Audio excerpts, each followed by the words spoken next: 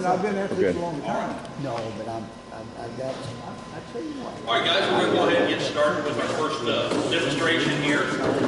And my name is Craig Camerer. I'm American Bladesmith Society Journeyman Smith. I'm a Forge and Fire Champion, Season 2, Episode 1. We did the Warhammer. I've made blades for about 22 years as part of my profession. I've been full-time for the past 2 years. But I've made knives since I was a kid. We started out, my grandfather showed us how to forge weld or fusion weld with a torch and metal wire, 16-penny nails into big throwing stars. Kind of got me started in this. As a 10-year-old, my mom wasn't real happy about it, but we had a good time doing it. And so we'll go ahead and get started here. One of the first things, an important date in history, September 19th, 1827. That was the date of the sandbar fight, and that's kind of when James Bowie became famous, infamous, whatever you want to call it, throughout the country. And that's kind of what got everybody started wanting a Bowie knife.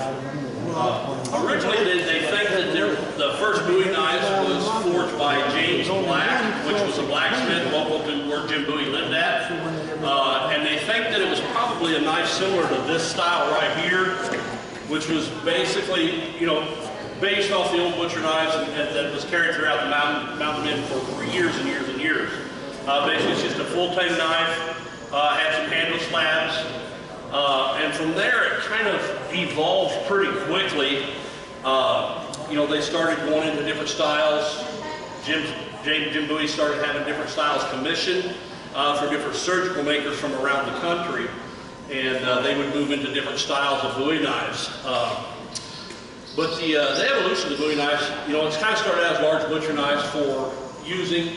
There was some history that goes back to Mediterranean daggers and dirks. You see talk of the Spanish notch a lot of the time. A lot of times that Spanish notch, they figure, was probably on the Mediterranean dirks. A lot of them was used during fisherman times, and one of the things that I kind of researched and really think that was used for to start with was they would stick them in the side of the boat, and they would use them when they're mending nets and things like that. If it's out of the water, they could run the line through the hole to help with their net mending and things like that. But then it kind of evolved into kind of a fighting knife style where they would use it as kind of as a blade catcher.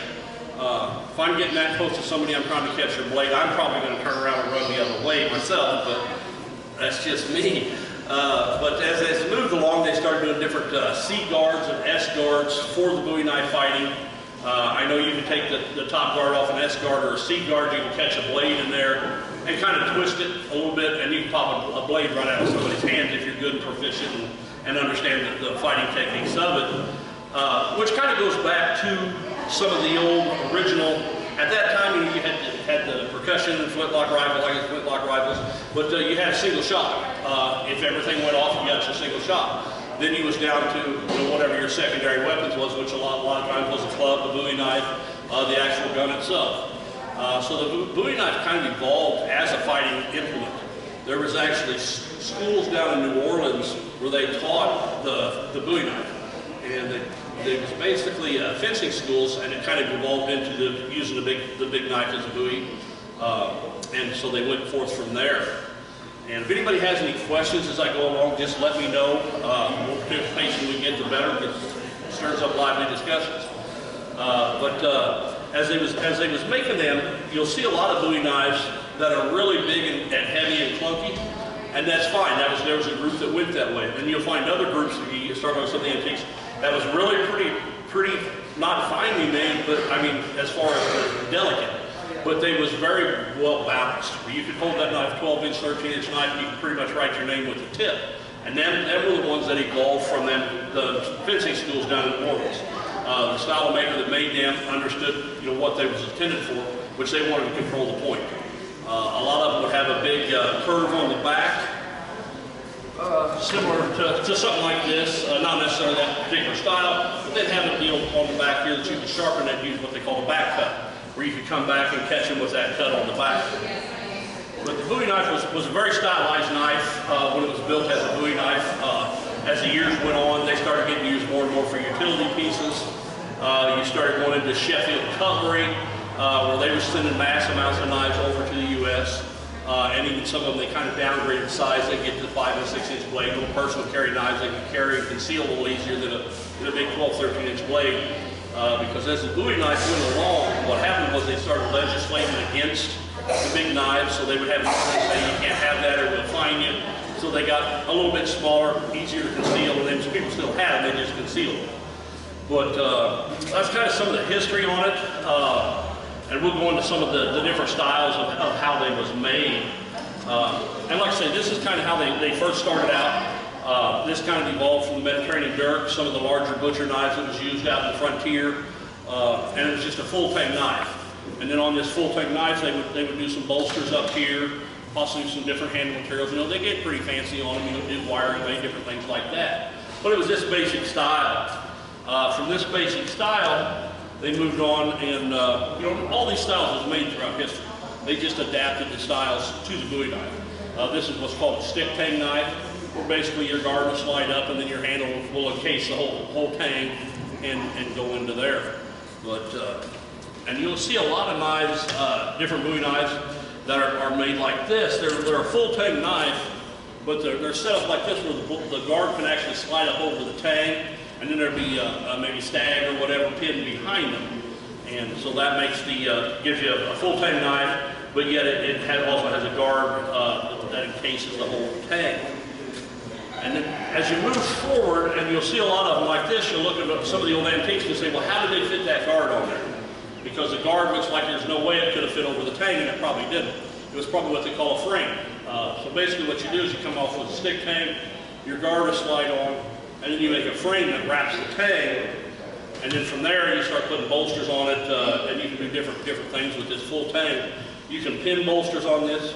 Yes, sir. How they bolt that part? What's that? How do they bolt that part? This part here, there's a couple different ways to do it. You can make the tang, make the frame, and then put your handles on there, and sometimes they would split this a little bit, and then put a bolt through there where it's attached to the tangs.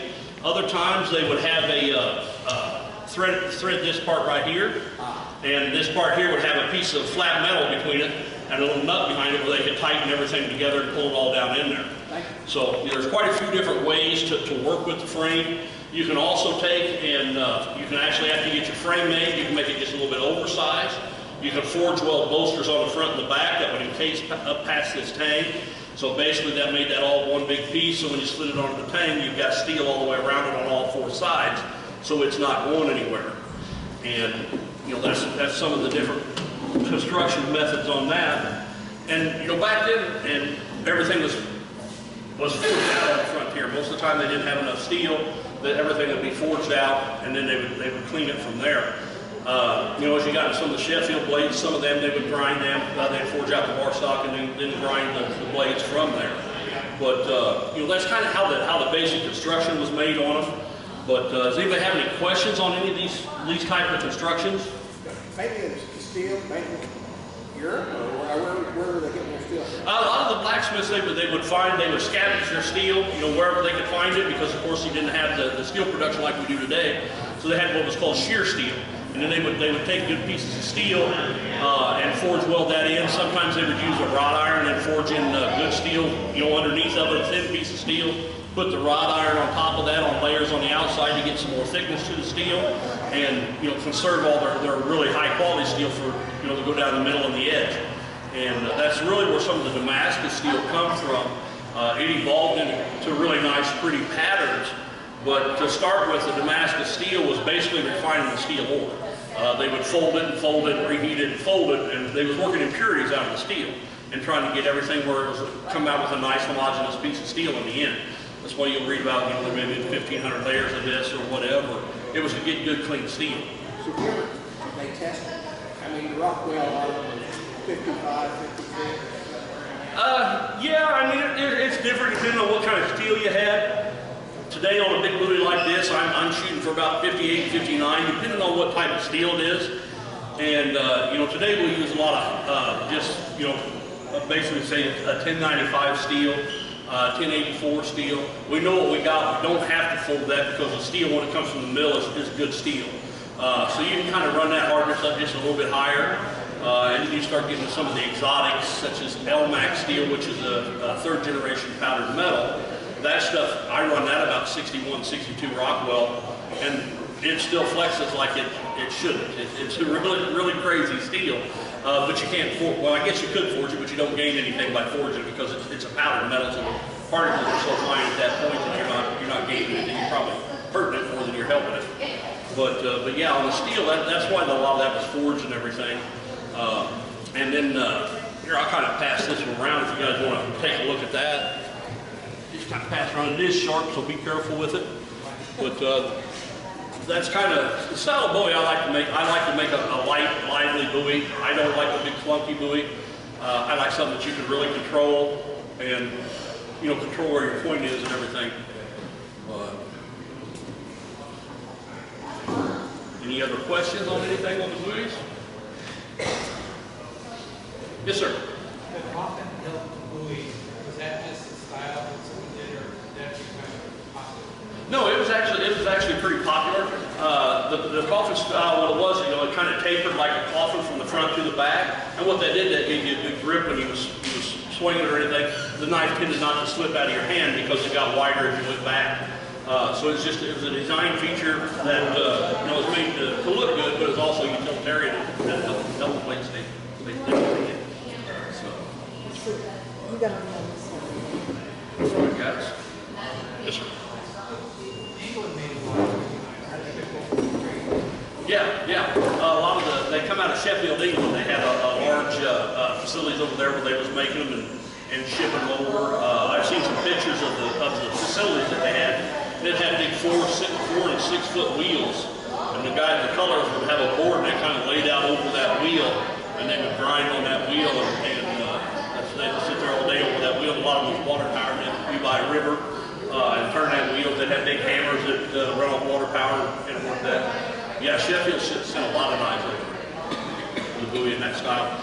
They did a lot of knives, slogan knives too, depending on what political thing was happening at the time. They would send over knives, usually on both sides, have political statements on it for one side and the other, and sell them to both sides and make money on both sides. But yeah, it was pretty good marketing on their part. Any other questions on any other styles of buoys or?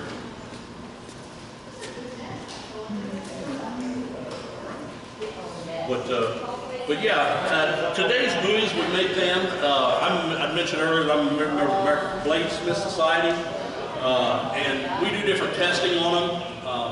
Like I was discussing with a gentleman out here earlier, to do their performance test for the JS or the MS knife. For the JS knife, you have to forge a piece of steel out of a single piece of steel, make your blade, and it can be a full Tang knife. But the performance part of it, you have to chop through a 2x4 twice. Then you have to cut a freehanging 1-inch rope. You shave your hair off your arm at that point with the knife in the spot you was using to chop and cut the rope with. And then at that point, you bend the knife 90 degrees without it breaking. And that's the performance part of it. Now that doesn't necessarily make the best knife in the world, but they're checking to see if you can heat treat a knife to get to the specific requirements to pass these tests.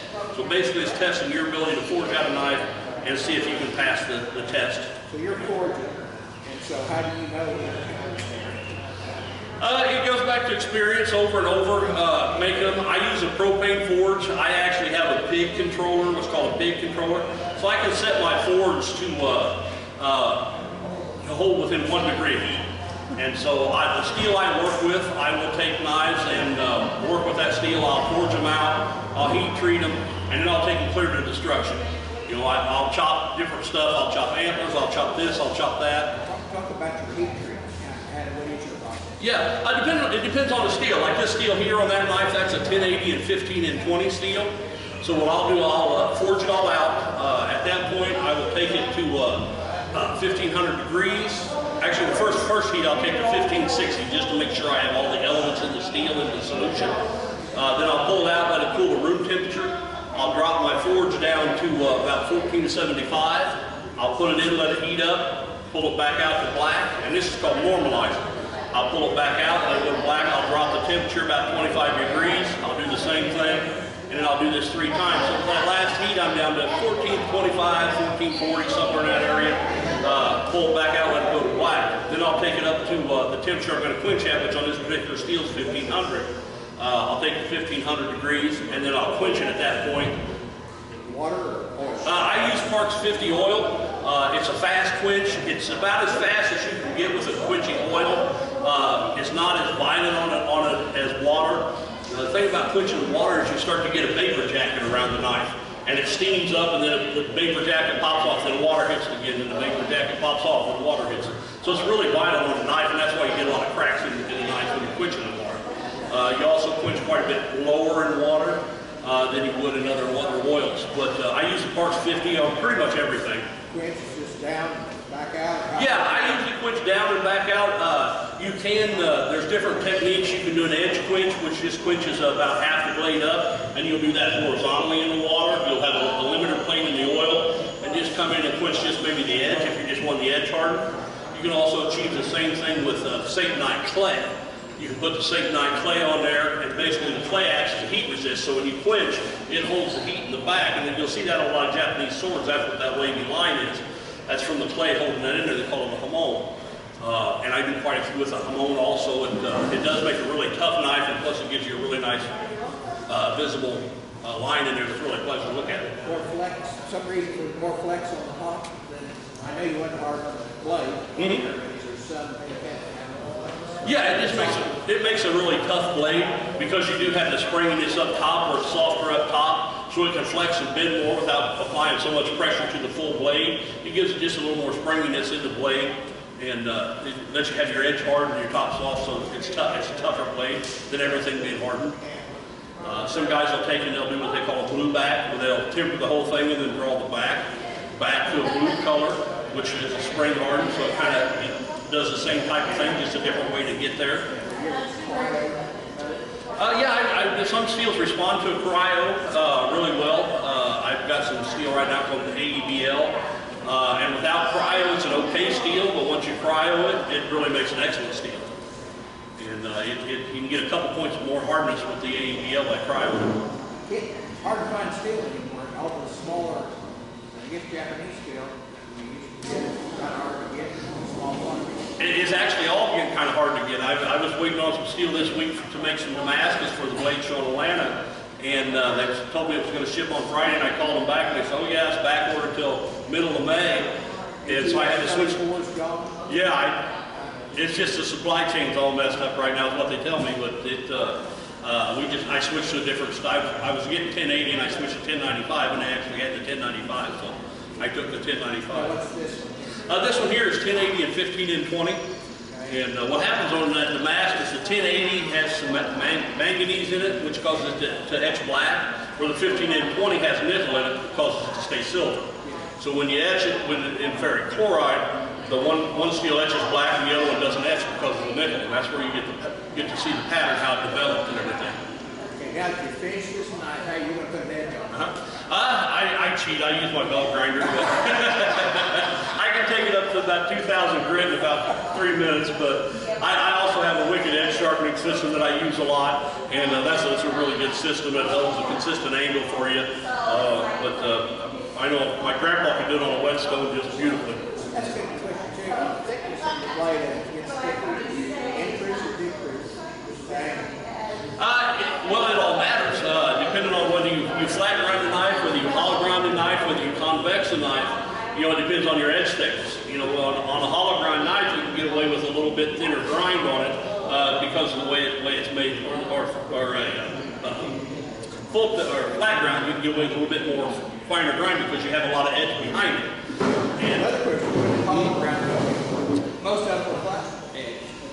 Yeah, a lot of them were a lot of your antique boys you look at that may look like they was flat edged, especially the ones coming out of Sheffield, was probably actually ground on a 4 or 5 foot wheel.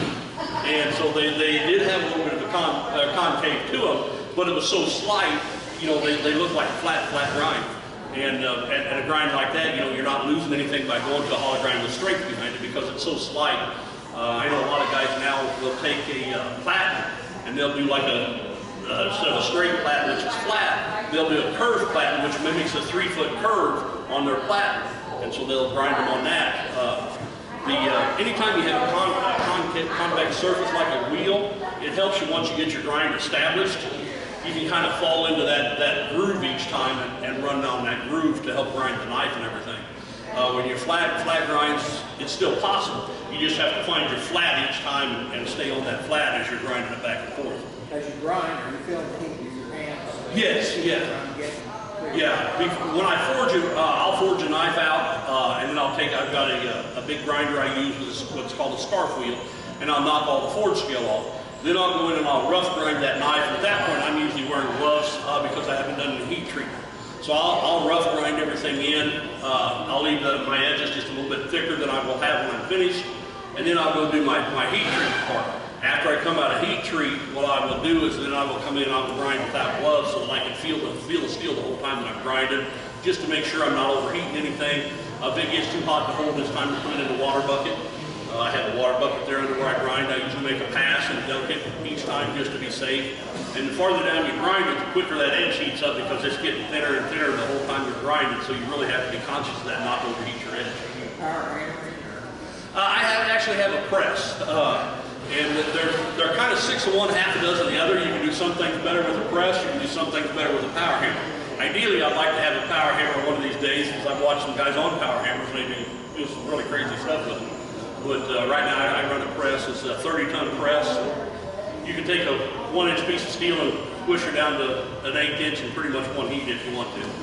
Yeah, it puts a lot of pressure onto it. So. But that's why I usually make all my Damascus. And on the press, some of your Damascus patterns, if you've got straight lines or you want to keep a specific shape, the press works better for that because you get a constant even pressure. Where on your hammer, you're getting the hammer blows. For like a random pattern, you just get beautiful random patterns on a hammer more than you will a press because it actually gets random pressure on it. This here is the press? Yeah, that's with a... Yeah, no, that's with a press. There's 1,234 layers in that steel.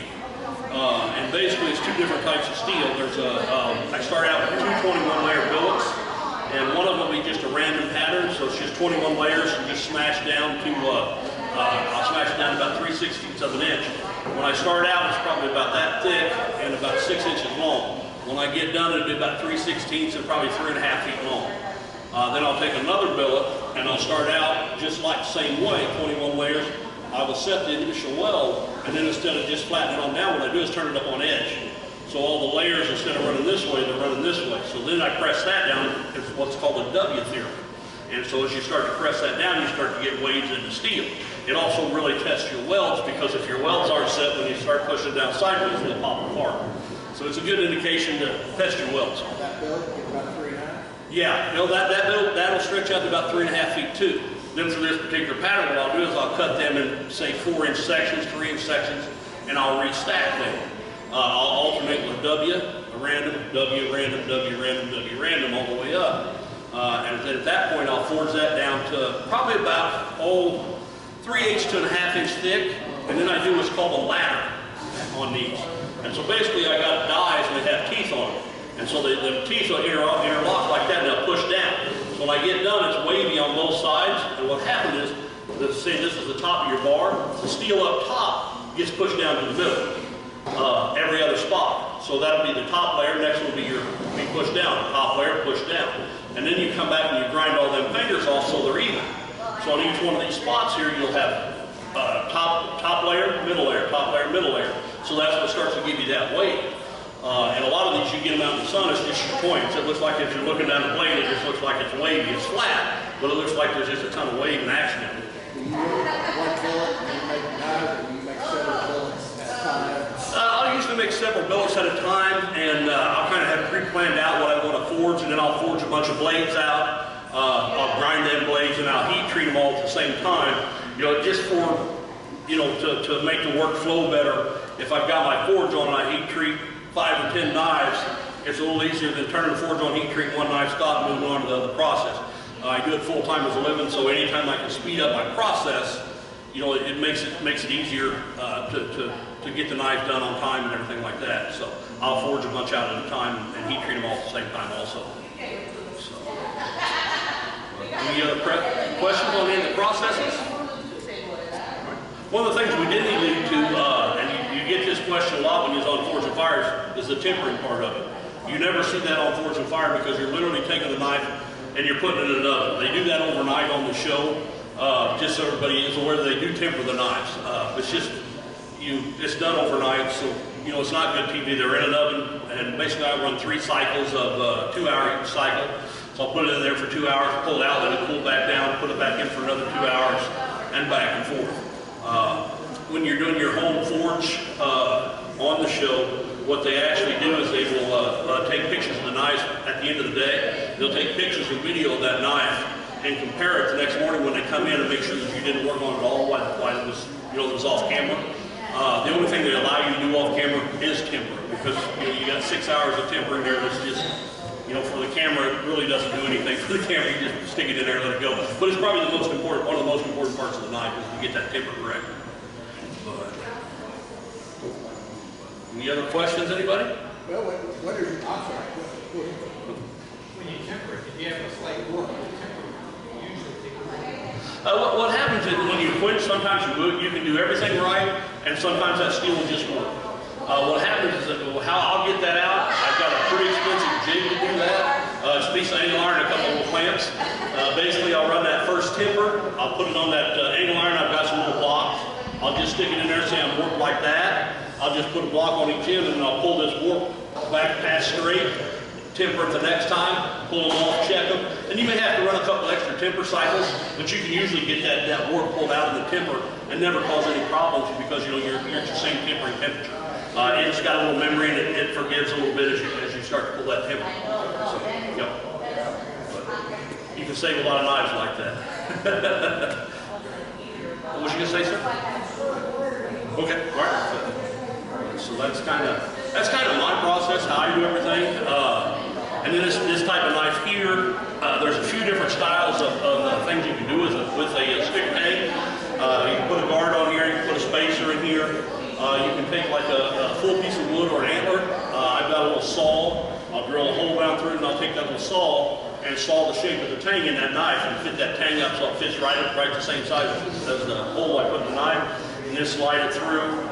Sometimes depending on what they are, you can pin them, you can put a butt cap on it and secure it with threads. You can also do a knife called the Slim Pickens, which is one I do a lot of them and I'll do what's called a mortise handle on that. And I'll take 2 handle slabs and I'll trace the tang in there, and then I'll mortise out the shape of the tang, half the thickness of the tang, and fit it up here, and I'll do the same thing to the other side. And then we've got some bolts that go through there, and they'll lock everything together. It's actually 2 pieces. And if you do it right, you can actually get it where you can't hardly see the seam in there. It's like 1 piece of wood, but it gives you a little bit more, I guess, options as far as how you want to shape that handle. I do a lot of curved shapes on the bottom of the handle when I do that mortise tang. It gives me a little bit wider piece of wood to work with that way. Yeah. What's that? The guard is probably one of the most time-consuming things because you have to fit that guard. When you get that guard on there, what you want to do is, when you look at it, you want it to almost look like they growed out of steel. You don't want any gaps in there whatsoever. When you look at a custom knife, a few places you should look at right off the bat is look at the grind lines right here, where the grind lines come together with that ricasso. Make sure they're the same width on each side and in the same spot. You want to make sure they're even. You also want to look at the guard, make sure there is no gaps in the guard. And then there's another little spot called the 2-inch mark. And what it is, most of us use a 2-inch grinder. And so what happens is you start grinding that, you'll be working on this section here on the the plunge lines they call them. Because everybody looks at that plunge line, and what happens is you dig in on the other side a little bit while you're trying to be really careful on this side. And so you get a groove there on that 2-inch mark. And that is called the 2-inch mark. But yeah, the guards, there's a couple different ways to do a guard like that. Some guys will take and they'll take their knife and they will file a little ledge all the way around the ricasso where that guard fits up against it. Other guys, what I do in that, I have a slight taper.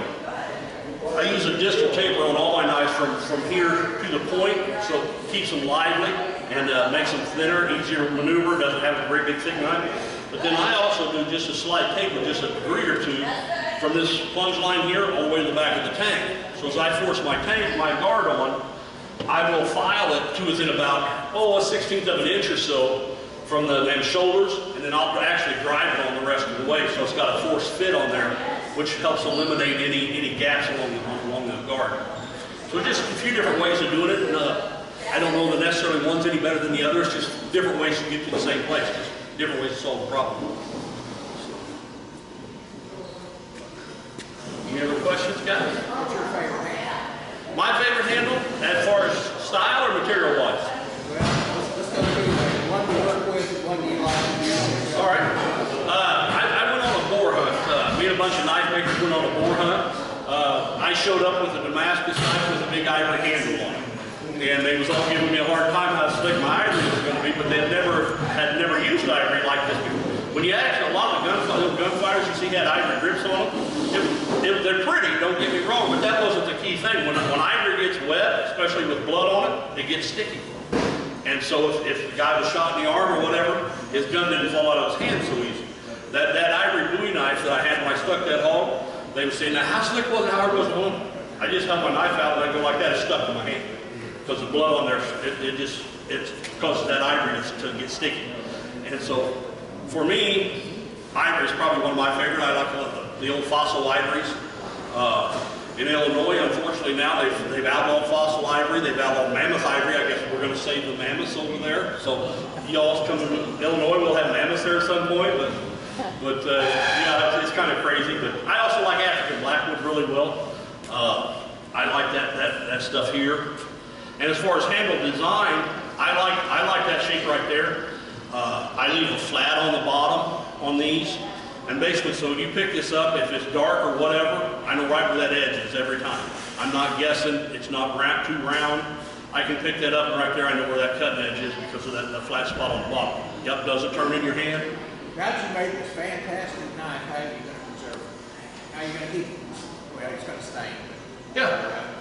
What's your process? Basically, what I like to use, if I'm storing it, I'll use what's called a Renaissance wax, which is a carnauba wax.